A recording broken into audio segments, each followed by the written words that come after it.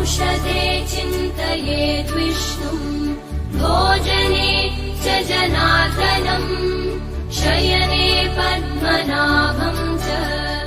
विवाहे च प्रजापतिम् युद्धे चक्रधरम् देवम् प्रवासे च त्रिविक्रमम् नारायणम् तनुत्यागे श्रीधरम् प्रियसङ्ग